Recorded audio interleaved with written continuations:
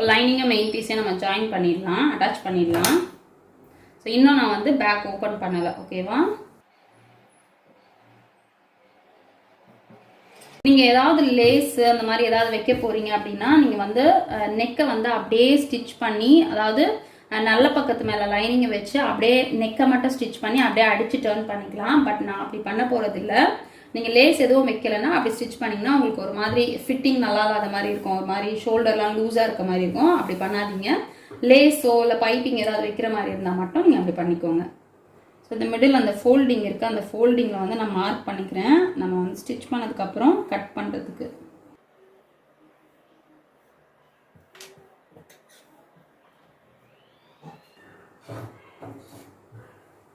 எப்போவுமே நம்ம நெக்கு கிட்ட தான் லைனிங் அட்டாச் பண்ண ஸ்டார்ட் பண்ணணும்.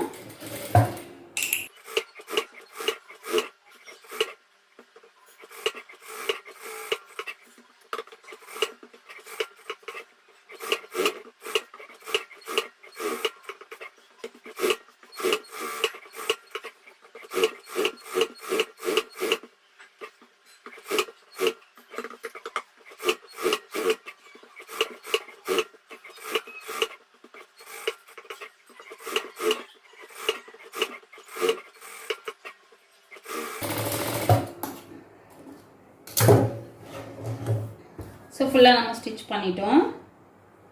ஸோ இப்போ மிடில் இந்த லைன் போட்டு வச்சுருக்கோம்ல, இந்த லைனுக்கு இந்த பக்கம் கொஞ்சம் தள்ளி ஒரு தையலும், இந்த லைனுக்கு இந்த பக்கம் தள்ளி ஒரு தையலும் போட்டுட்டு நம்ம லைன் போட்டிருக்கிறத கட் பண்ணிடலாம்.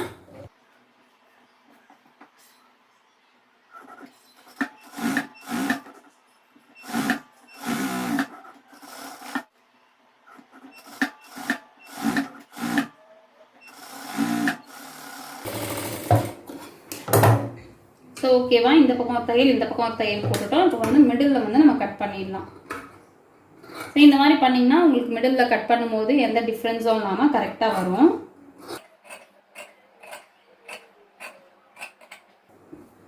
ஸோ இப்போ வந்து சுற்றி இருக்கிற கிளாத்தை நம்ம கட் பண்ணிக்கலாம்.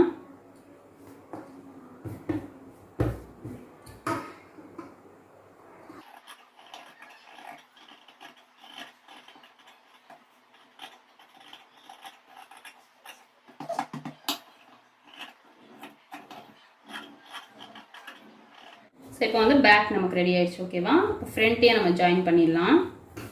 ஸோ இப்படி வச்சு அட்டாச் பண்ணிக்கலாம். ஸோ இப்போ ஃப்ரண்ட்டுமே லைனிங்கோடு நம்ம ஜாயின் பண்ணிட்டோம். நெக்ஸ்ட்டு பார்த்தீங்கன்னா இந்த தையல் உங்களுக்கு தெரியாமல் நீங்கள் வந்து ஃப்ரண்ட்டை ஜாயின் பண்ணணும் அப்படின்னா, ஸோ இப்படி கட் பண்ணி வச்சுருக்கோம்ல, ஸோ இந்த ஷேப் பார்த்துக்கோங்க நல்லா, இல்லைனா வந்து மாற்றி வச்சுருவீங்க. ஸோ இந்த ஷேப்பில் பார்த்தீங்கன்னா இங்கே கம்மியாக இருக்கும், இங்கே அதிகமாக இருக்கும். அதிகமாக இருக்கிறது தான் கீழே வரும்.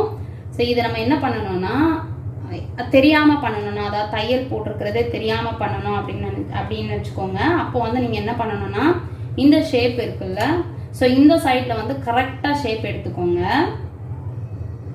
எந்த அளவு இருக்கோ லைனிங் கிளாத்து அதே மாதிரி கட் பண்ணிவிட்டு, ஸோ ஃபுல்லாக கரெக்டாக கட் பண்ணிவிட்டு அதுக்கப்புறம் என்ன பண்ணணும்னா, இந்த நல்ல பீஸை வந்து மேல் பக்கமும், ஸோ இந்த மாதிரி மேல் பக்கமும் இப்படி ஜாயின் பண்ணும். நல்ல பீஸை மேல் பக்கமும் இந்த லைனிங் பீஸை வந்து கீழ்ப்பக்கமாக வச்சு அட்டாச் பண்ணி டேர்ன் பண்ணிங்கன்னா உங்களுக்கு வந்து நம்ம பட்டி இன்விசிபிள் பட்டி ஸ்டிச் பண்ணோம்ல அந்த மாதிரி இருக்கும். ஸோ ஃபஸ்ட்டு நீங்கள் பண்ணுறீங்க அப்படின்னா இந்த மாதிரி வேண்டாம், பட் ரொம்பவே நீட்டாக இருக்கும். இந்த ஃபினிஷிங் பார்த்தீங்கன்னா ரொம்பவே நீட்டாக இருக்கும். அதனால் நீங்கள் இப்படி பண்ணுறதுனால பண்ணிக்கலாம். பட் இதில் வந்து நான் நார்மலாக இதையும் வந்து லைனிங்கோடு அட்டாச் பண்ணிவிட்டு அப்படியே ஸ்டிச் பண்ணி காட்டுறேன். இன்னொரு வீடியோ ஏதாவது போடும்போது இந்த பிரின்சஸ் கட் வச்சு போடும்போது நம்ம வந்து ஹைட் பண்ணி, அதாவது இன்விசிபிளாக பண்ணி காட்டுறேன். ஓகேவா? ஸோ இதையும் நம்ம இப்போ ஜாயின் பண்ணி ஸ்லீவையும் ஜாயின் பண்ணி எடுத்து வச்சுக்கலாம். இப்போ லைனிங்கோடு நம்ம எல்லாமே அட்டாச் பண்ணிட்டோம். இப்போ வந்து நம்ம ஸ்டிச் பண்ண ஸ்டார்ட் பண்ணிடலாம். ஸோ இப்படி வச்சுருக்கேன் பாருங்கள். நமக்கு வந்து இந்த ஷேப் உங்களுக்கு தெரியும். இது வந்து ஒரு லைட்டாக ஒரு கர்வ் இருக்கும், இது ஸ்ட்ரைட்டாக இருக்கும். ஓகே, அதை வச்சு நம்ம வந்து மேலே வருதா கீழே வருதா அப்படின்னு சொல்லிட்டு பார்த்துக்கலாம். நம்ம இது ஸ்டார்ட் பண்ணும்போது மேலே இருந்து எப்போவுமே வந்து ஆமோல் கிட்ட இருந்து தான் ஸ்டார்ட் பண்ணோம். ஏன்னா அப் அண்ட் டவுன் வரும், அது கீழே வந்ததுன்னா பரவாயில்ல, மேலே வரக்கூடாது. ஸோ மேலே வந்து கரெக்டாக வச்சுட்டு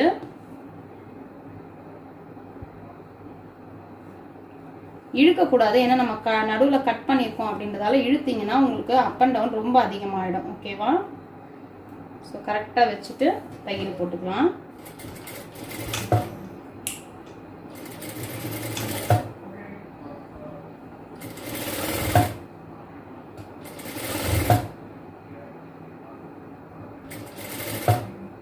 ஷேப்பெல்லாம் வரும்போது பார்த்துக்கோங்க.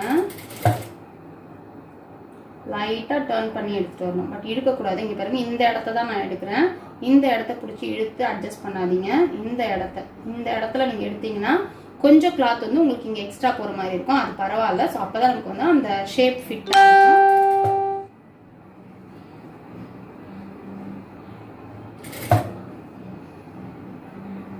கொஞ்சம் கொஞ்சமாக தான் ஸ்டிச் பண்ணணும்.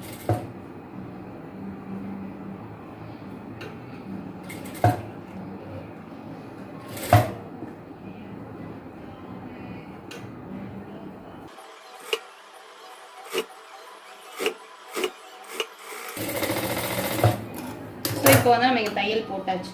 ஓகேவா? அந்த ஷேப் எப்படி நம்ம கட் பண்ணமோ அதே மாதிரி தையல் போட்டிருக்கோம். இன்னும் ஒரு தையல் போட்டுக்கலாம்.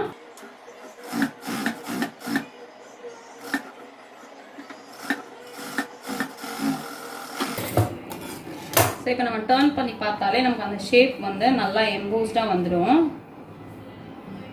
ஸோ உங்களுக்கு தெரியும் பாருங்கள், இந்த இடத்துல பார்த்தீங்கன்னா நமக்கு அந்த கப் ஷேப் வந்து கரெக்டாக எம்போஸ்டாக தூக்குற மாதிரி தனியாக நிற்கிது இல்லை. ஸோ நம்ம போடும்போது ஃபிட்டிங் நல்லாயிருக்கும் நமக்கு. இதே மாதிரி இன்னொரு பக்கமாக நம்ம ஜாயின் பண்ணிக்கலாம்.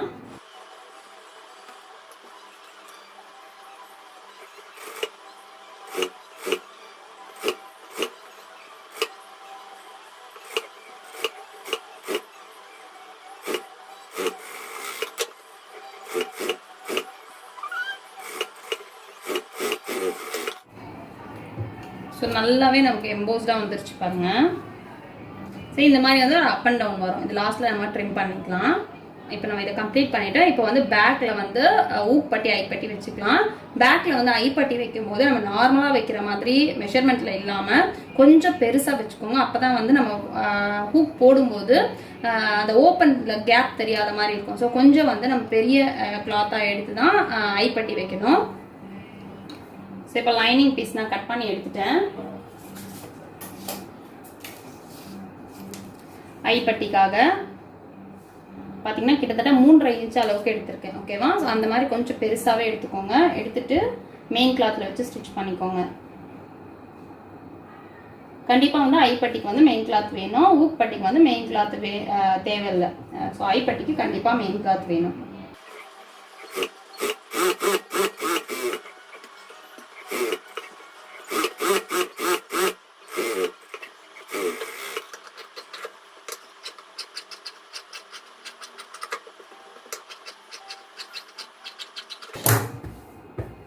ஸோ இப்போ இந்த சைடு தான் நீங்கள் பாருங்கள், நெக் இந்த சைடு இருக்குது. இதில் தான் வந்து ஐ வைக்க போகிறோம். நம்மளோட ரைட்லேருந்து லெஃப்ட்டில் மாட்டுற மாதிரி இருக்கணும். ஸோ ரைட்லேருந்து லெஃப்ட்டில் மாட்டுற மாதிரி இருக்கணும்னா இந்த லெஃப்ட் சைடில் தான் நம்ம வந்து ஐப்பட்டி வைக்கணும். ஸோ அதுதான் நமக்கு கன்வீனியண்ட்டாக இருக்கும். மேபி நமக்கு போட முடியாது, யாராவது தான் போட்டு விடுவாங்க. இருந்தாலும் வந்து நம்ம இந்த டைரக்ஷனில் போட்டோம்னா தான் நமக்கு கரெக்டாக இருக்கும். அவ்வளோ சீக்கிரம் கலண்டும் வராது. ஓகேவா? ஸோ நம்ம நார்மலாக பண்ணுற மாதிரி தான் ஜாயின் பண்ண போகிறோம். கீழே மேலே ரெண்டு பக்கமே ஃபோல்ட் பண்ண போகிறது இல்லை. ஏன்னா நம்ம இன்னும் கீழேயும் ஃபோல்ட் பண்ணி தைக்கல, மேலேயும் நெக் ஃபினிஷ் பண்ணல அப்படின்றதால அப்படியே ஸ்டிச் பண்ணிக்கலாம்.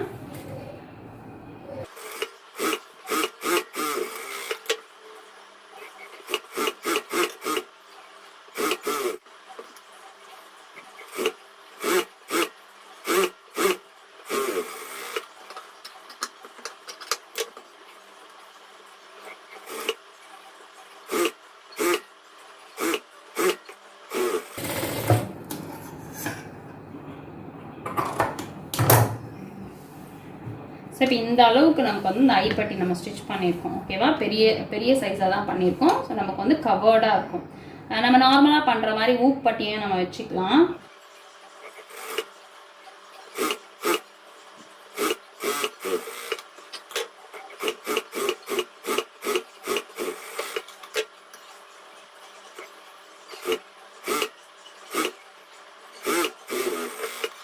ஸோ இப்போ ஊப்பட்டி ஐப்பட்டி ரெண்டுமே கம்ப்ளீட் பண்ணிட்டோம்.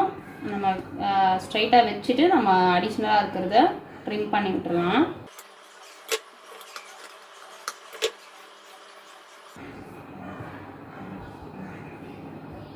ஸோ கம்ப்ளீட் பண்ணியாச்சு. இப்போ வந்து ஃப்ரண்ட்டும் பேக்கும் ஷோல்டர் ஜாயின் பண்ணிக்கலாம்.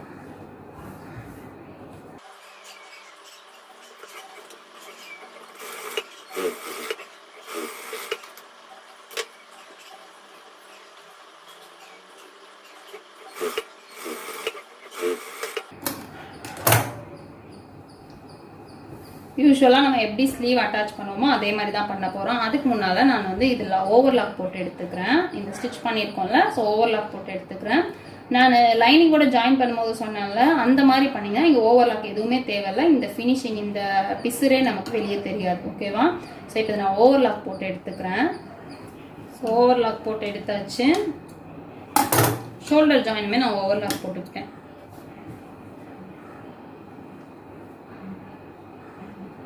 ஸோ ஸ்லீவ் ஜாயின் பண்ணிக்கலாம். நாட்ச் இருக்கிறது இந்த பக்கம் வர மாதிரி வச்சுருக்கு, ஃப்ரண்ட்டில் வர மாதிரி.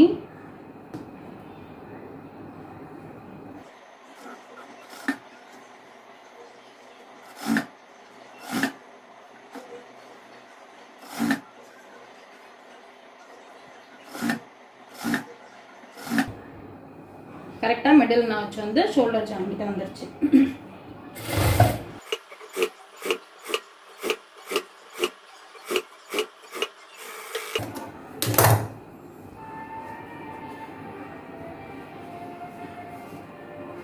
ரொம்ப ஷார்ட் ஸ்லீவ் தான், பார்த்தீங்கன்னா சின்ன ஸ்லீவ் தான்.